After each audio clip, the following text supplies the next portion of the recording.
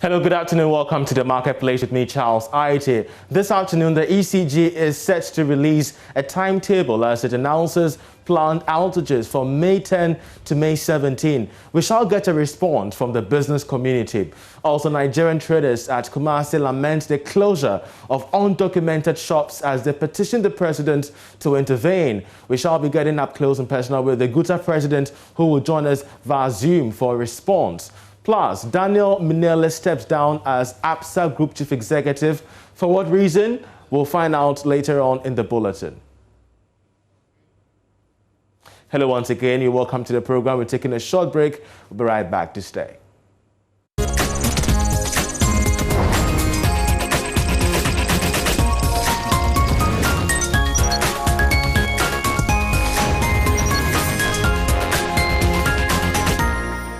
Hello there, you're welcome to the program. Now it is official, the Electricity Company of Ghana, together with GRIDCO, is set to announce a timetable to regulate power supply amidst possible outages from the 10th of May to the 17th of May in that regard. This follows a request by contractors of the Kaswa-Pokwase substation for the need for this particular timetable, of which the ECG has been justifying. Let's take a listen to the boss, the CEO of ECG, explaining the reasons why. As we have already stated, we are coming out of a planned schedule whereby, the areas that are going to be affected have been grouped into 4. Group A, B, C, and D.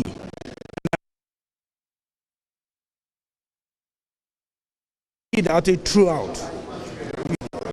For the 8 days,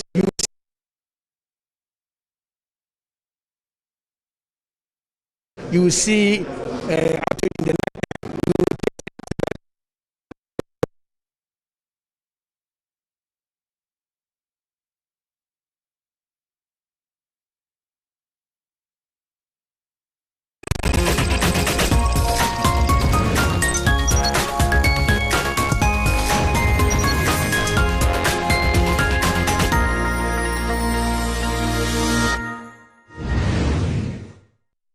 As we have already stated, we are coming out of a planned schedule whereby, the areas that are going to be affected have been grouped into 4. Group A, B, C, and D. And we schedule in such a way that no single customer will see the outage throughout. For the 8 days, you will see probably 12-hour outage in the daytime. The next 3 days, you will see outage in the night time. We will rotate it so that it doesn't affect customers throughout. So that's our plan. What is stating this outage that you mean? All this outage is due to connecting the GRIDCO line to the national grid so that we can use our part of the control system to supply power to our customers. Which areas will be affected? Like I said, in Sawam, Pokwase, Bawe, it's a lot of areas. When is this start? How soon? From 10th of May till 17th of May. That's where the outages will occur. But the actual commission will happen on 31st of May. And then 1 week later, ECG will start loading our feeders. And you heard the CEO of ECG explaining that, but let's also hear from the CEO of GRIDCO, who has been explaining the reasons for the technical introductions in a way to stem the issues of power outages across the country. If there is a human intervention, then it means that the automatic devices may not have recognized that there is a fault. That is only when there will be human intervention. These things have been set automatically so that when they see the problem, they have to take, as he said, the machine, which is a transformer or a line off, in order not to damage the equipment. These equipment are very expensive. One transformer costs not less than $2 million. And if it gets damaged, it will take 1 year minimum to go and manufacture and bring a new one. So we want you to bear with us. Whenever your power goes off, know that there is a problem. And the problem is being attended to. That is why it has been taken off. And it is not a human intervention. Most of the time, it is these devices that you see plastered all over here. That sense, and they do it in milliseconds. They act faster than the human being. In milliseconds, sometimes it's microseconds. You cannot detect with your eye. Or, I mean, my reaction will not be as fast as that. That's why I say that it is only when they fail to act that a human being would go to act. By then, there might have been some disaster that have been caused because it was not properly taken off. But in all of this, one sector that's going to suffer is the business community. Even though it's a one-week timetable that we're expecting, the Hoteliers Association is raising some stark concerns about the impact on their productivity. The president thankfully joins us via Zoom, Dr. Akanyamike. We're so grateful that you joined us. You've heard from Great Cook, you've heard from ECG. What's your response to exactly what's happening regarding the load shedding exercise? Well, Charles, thanks so much for the opportunity. For an 8-day period, I don't think that will be much of a challenge to the hotel industry, more so when they are going to give out a timetable for that. And if I heard the ECG gentleman, he indicated that no area would suffer the outage for more than a certain period, I think 12 hours or so. So if that is adhered to, then there shouldn't be a challenge, because indeed, every hotel or most hotels have standby generators, which they deploy immediately. There's an outage from the national grid.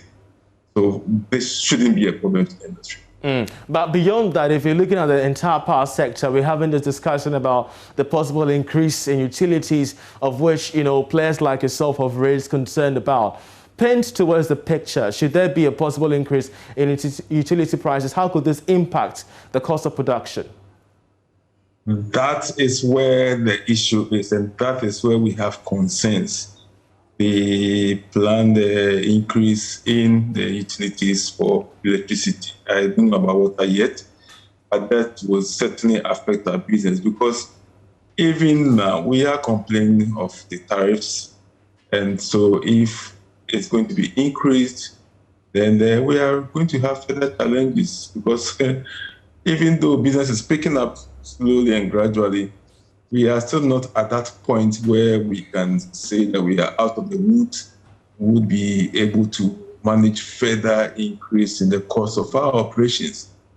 So I am just praying that that planned increment will be thought through very well with regards to the business empowerment that we find ourselves in. Also, when some taxes have been increased, I mean, the NHIL, and then other sanitation levy and all that. Those are all factors that will affect our business. So I do pray and hope that there will be some consideration, especially with those who spend a lot on electricity for their business, like the hotel industry. Dr. Edward Akanyamike, we're so grateful that you joined us with your input. He's the president of the Hoteliers Association, speaking to us on recent happenings within the power sector.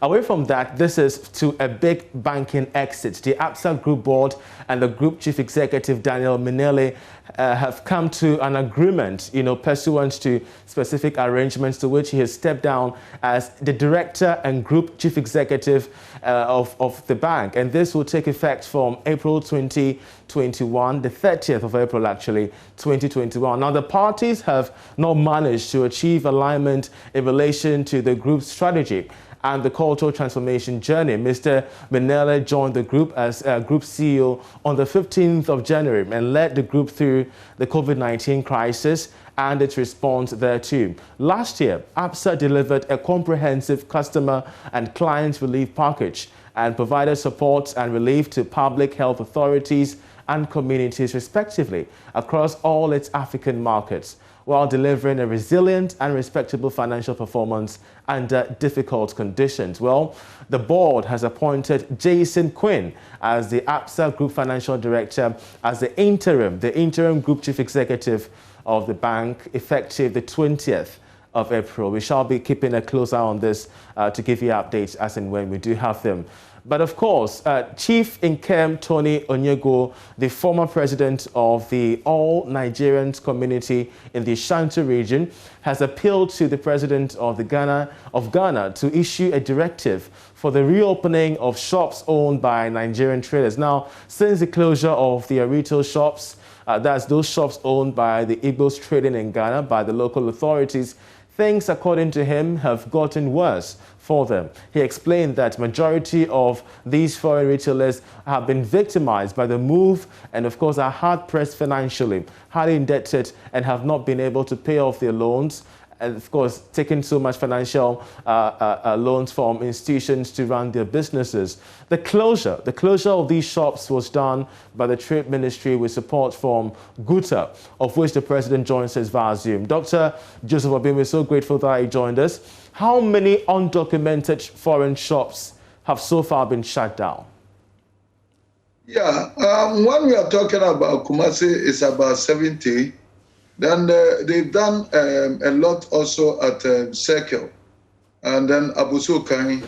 So probably I can put them all together to be about 200 shops.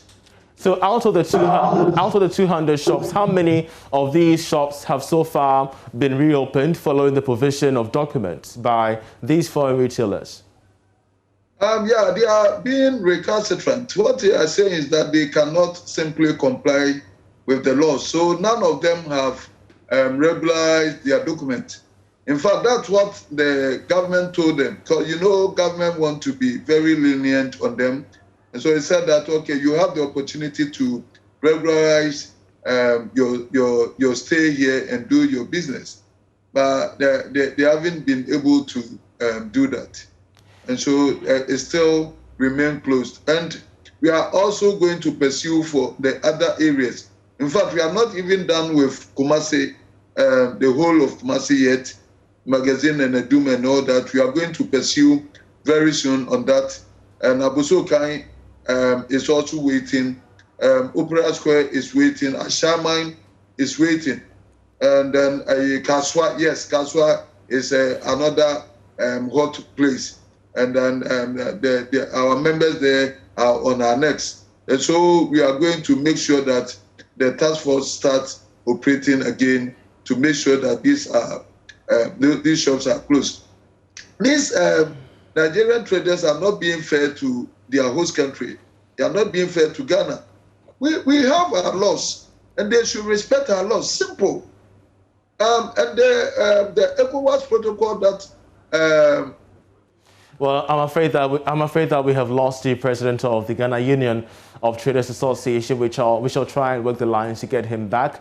But of course, it all boils down to the traders from Nigeria, the retail traders, foreign retailers, calling the president to reconsider the closure of their shops. The Kumasi Metropolitan Assembly is also considering facilitating access to low-interest bank loans for traders affected recent fire at the central market. That's to a different story away from that of the retail feud. Of course, this is to ensure that the traders bounce back to business after more than 30 shops were destroyed through the fire. The public relations officer for the KMA, Ifia Kunido Abuaji, says the assembly will offer support to the affected traders. It's unfortunate that the fire incident took place yet. That place is not part of the second phase. So I don't know why people are saying it's not part. It forms part of the third phase. So I have with me, this is the map of the second phase. And then if you can see where the red, green, and the blue labels are, that's the one is for the second phase. And then the other one, A, B, and then the others, they form the third phase. So they are not part of the second phase at all. So the assembly will have to, is working hand in hand with the Ghana National Fire Service to collect the debris from there and then work on that phase for them because they are not part of it at all and they've not been catered for. So we can't ask them to move when they are not part of the second phase.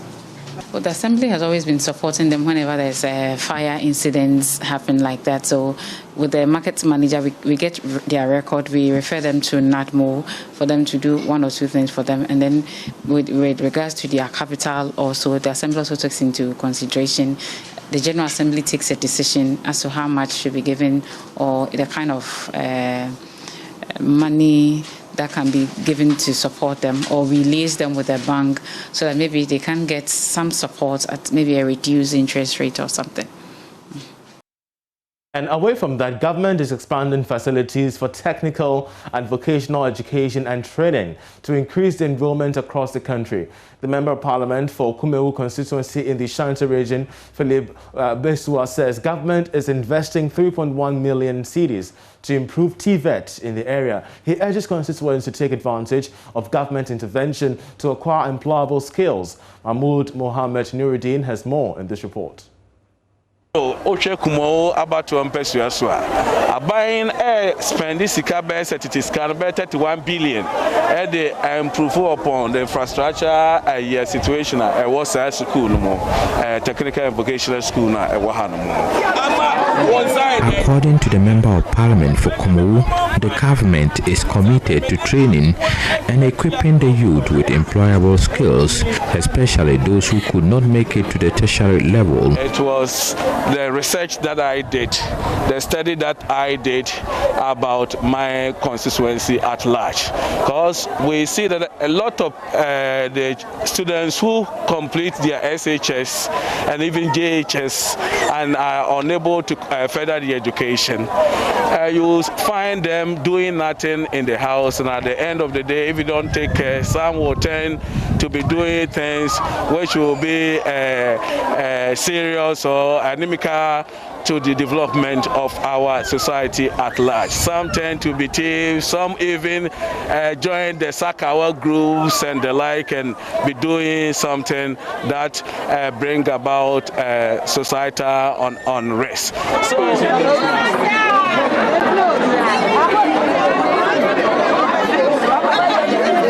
Basua distributed training equipment to master artisans in the constituency to resource them.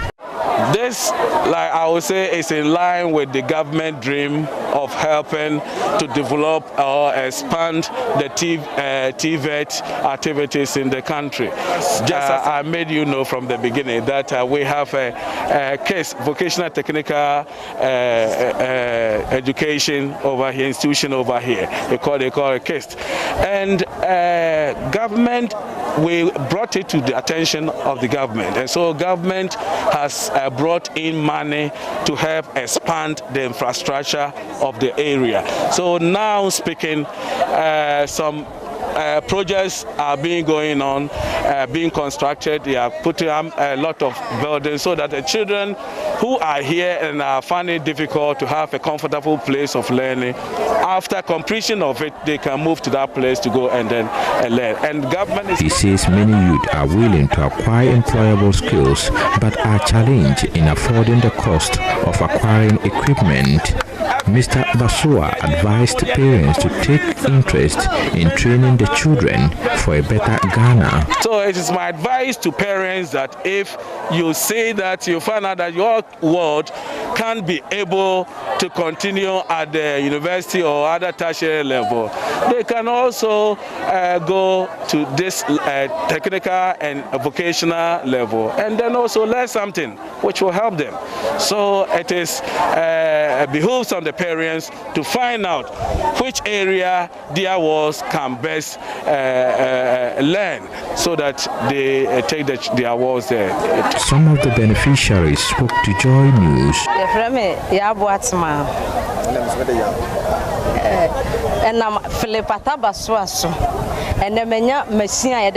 My name is Ya Boatima.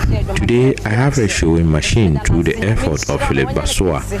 I have been idling in the house for a very long time. I am very grateful.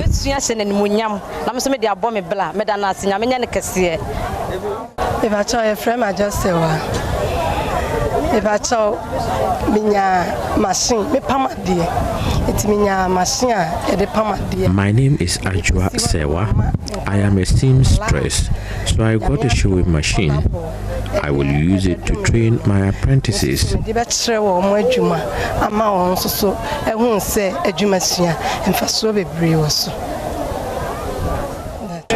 report by Mohammed Nuruddin.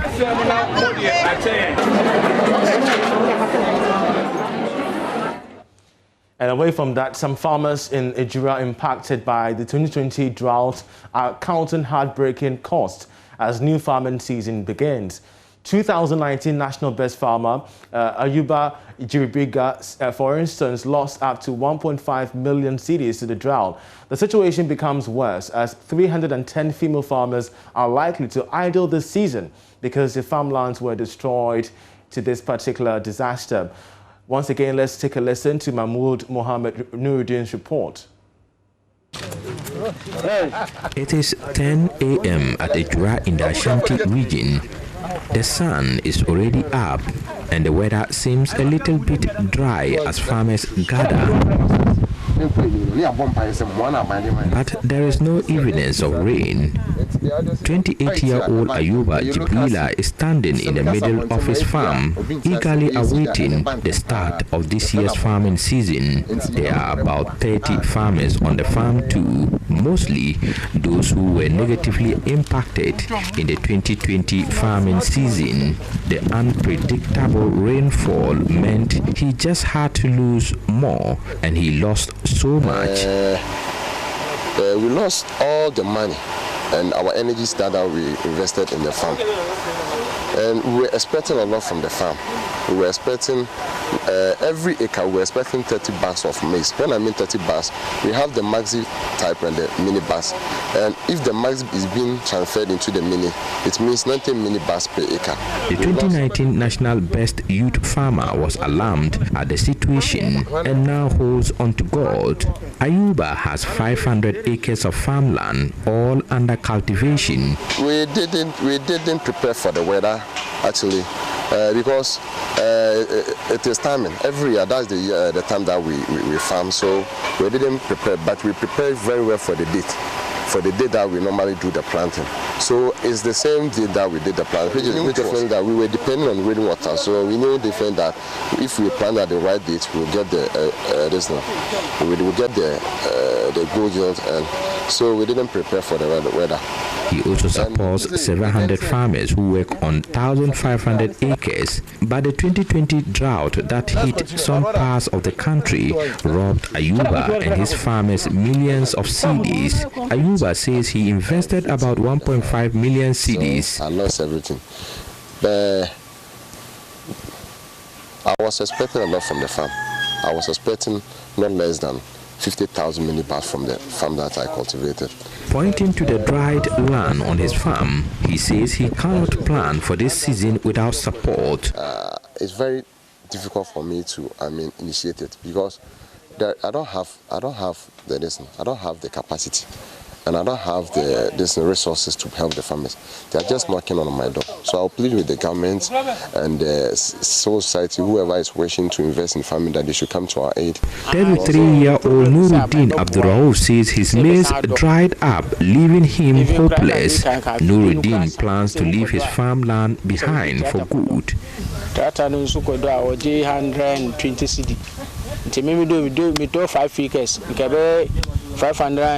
40-year-old Mohammed Saidu, a number of farmers are considering abandoning their maize farms if help does not come. And that's Mahmoud Nuruddin's report there on the 2020 drought. That's how we end Marketplace as well. I'm Charles Ayote. Thank you for watching and enjoy the rest of our programs.